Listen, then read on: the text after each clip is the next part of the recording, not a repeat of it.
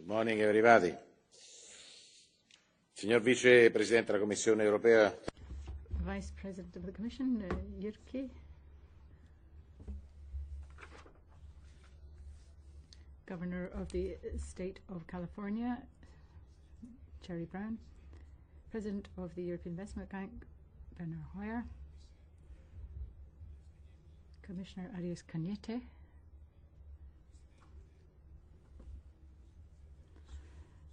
President Buzek, Chair of the ITRE Committee. Friends, colleagues, members of Parliament, government representatives, trade unionists, NGOs, representative associations, one and all, you're very warmly welcome here.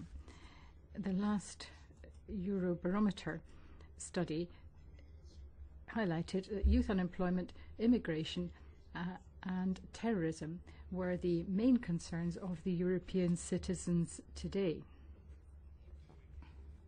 In many regions of our countries, 1 out of every 2 young people is unemployed, and there are many challenges such as this which we can only tackle together. We need greater unity, stronger unity, and we need a more political Europe in order to achieve this.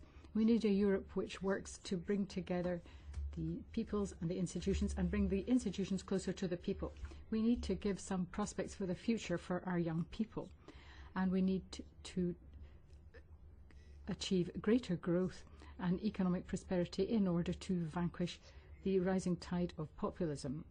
We have many priorities, and if I say that employment is the top one, I mean by that we've therefore got to support the economy, agriculture, the services that are generating new jobs, and many other aspects of our economy.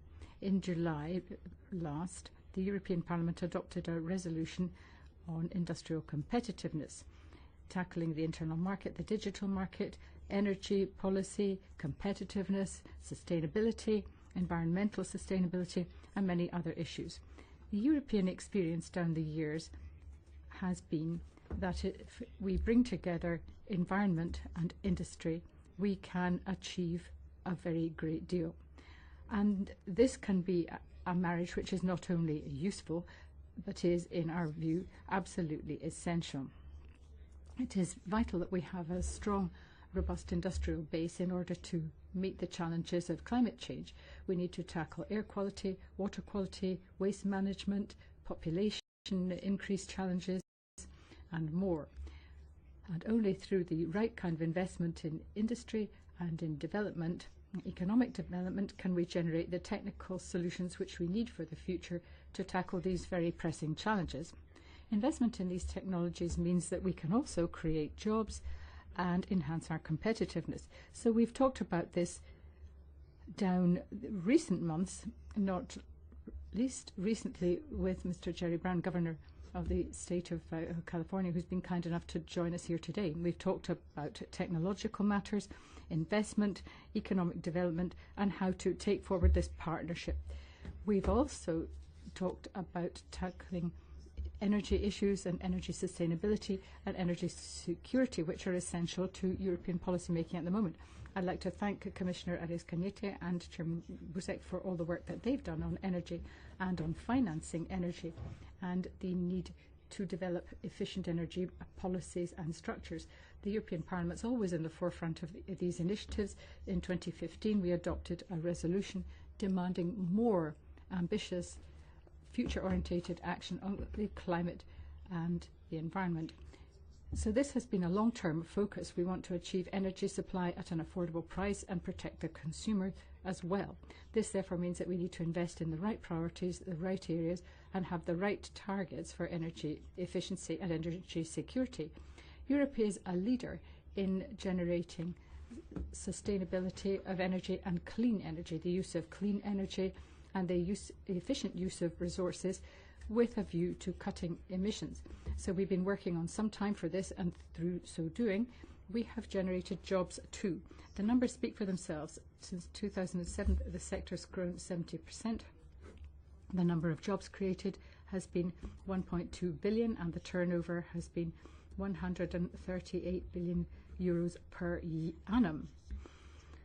over 70% of the energy which is generated in the European Union comes from renewable sources. We have changed the very paradigms of the economy, and growth now doesn't just mean increase in energy consumption. In the last 2 years, the economy has increased by 17%, and the energy consumption has actually gone down by 11%.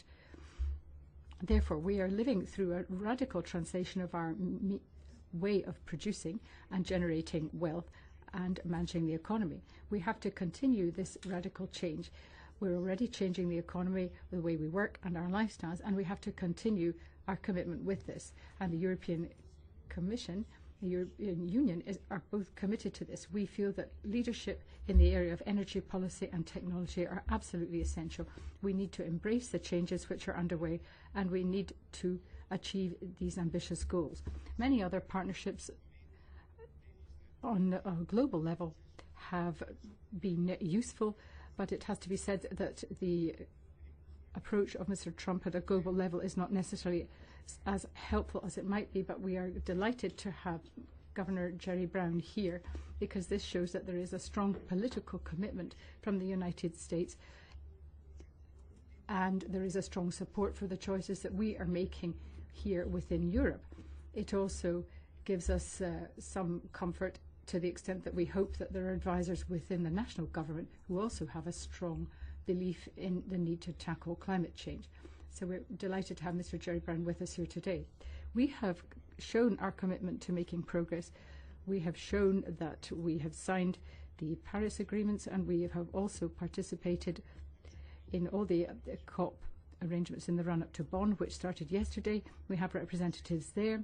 This testifies to the importance we attribute to this initiative and our commitment, and I am sure that even any hurdles which we may perceive as resulting from the American approach will not stop the rest of the global community making progress. And we know that from California we have great support to work on the basis that we have currently embarked on. We know that we have a great global alliance which is signed up to delivering action against climate change, and we know that California itself has a good model because they've cut emissions by 36% since 1990, so there's no question of the commitment there. There's also been 500,000 jobs created in the renewable sector alone in that period. Therefore, if evidence were necessary, there is your evidence. There is also a great deal of clean energy generated in the United States of America.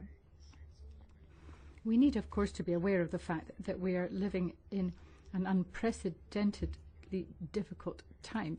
You can see that there are hurricanes, there are forest fires, there are droughts, there's desertification, proliferation of epidemics, floods, and so forth.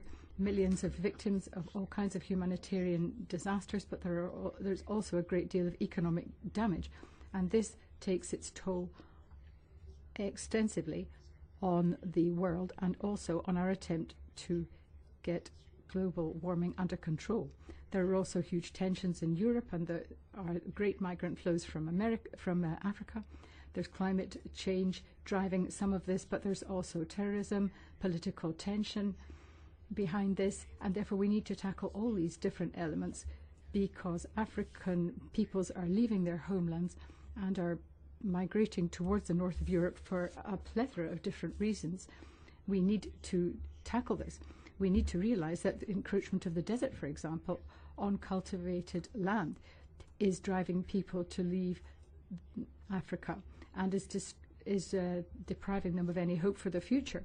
Therefore, we need to tackle migration, and we need to do so from the perspective of the African Marshall Plan, but we need to tackle it also from the point of view of climate change, because it is absolutely essential that we stop any further encroachment of the desert, and we have to tackle the droughts and the suffering which stems from that in many African countries.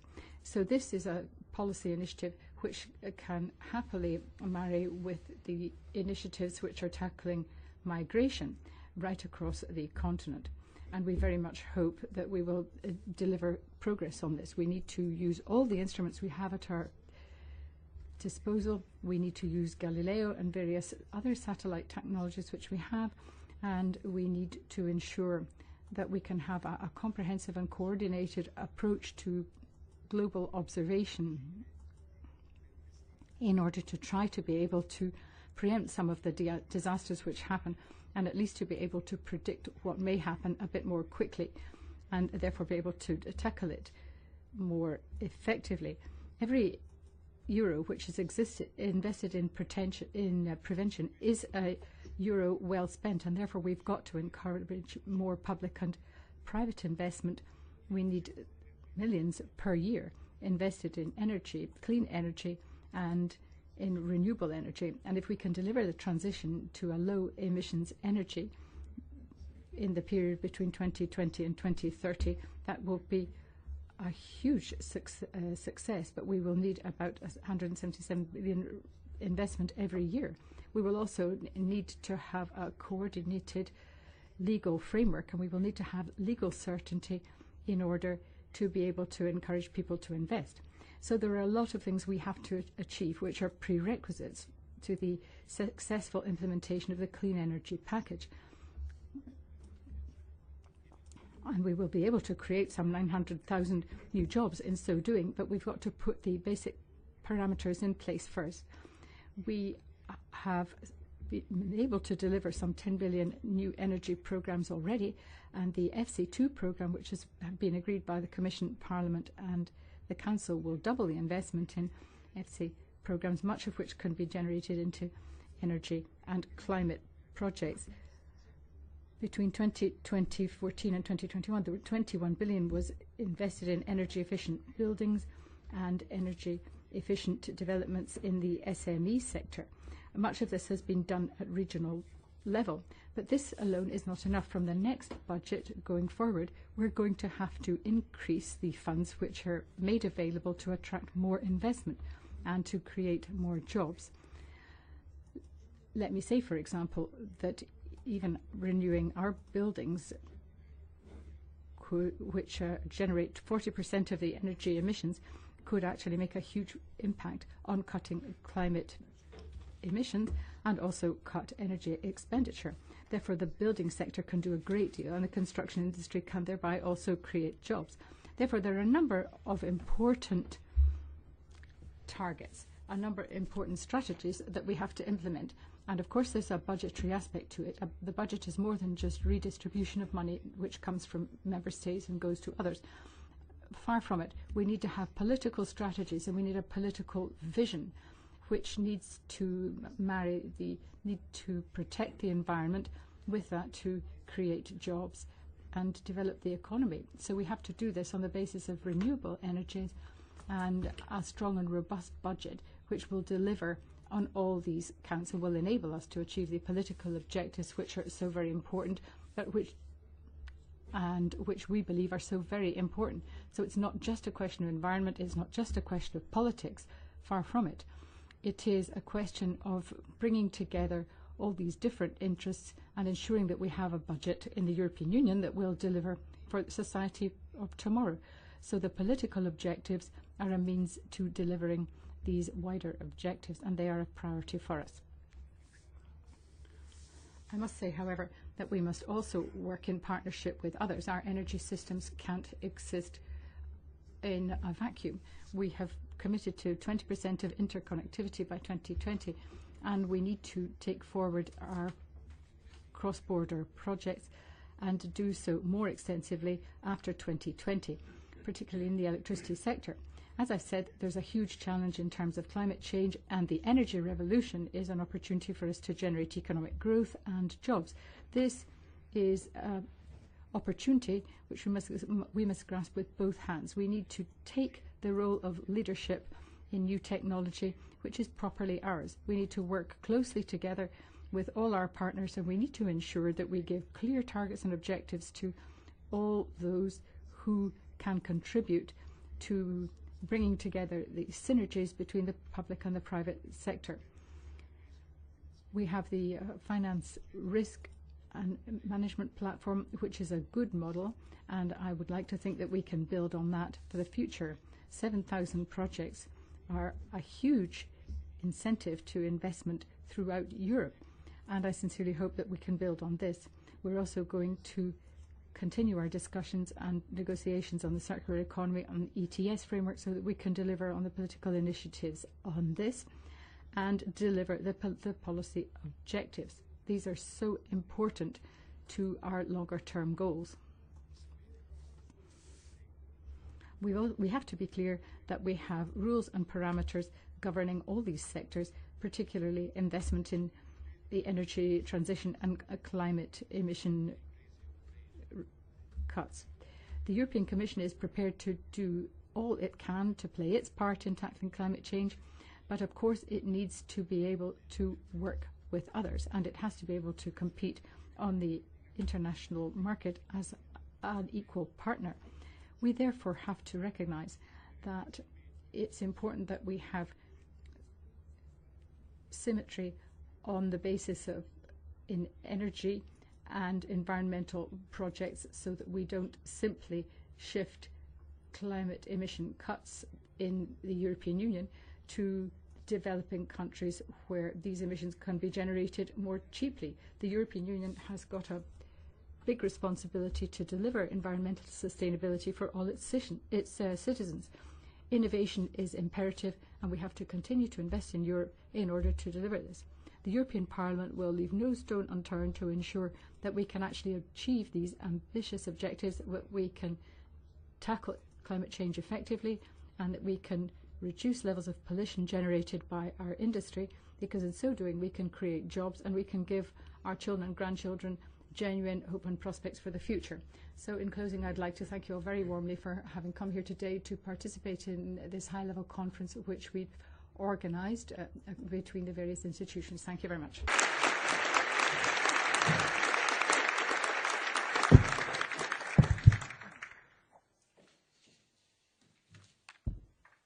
Da ora la parola a Erkki Katainen, vicepresidente del. I'd now like to ask Mr. Katainen, who's Vice President of the European Commission, to address. Thank you very much, Honourable President of the European Parliament, dear Antonio, Governor of California, my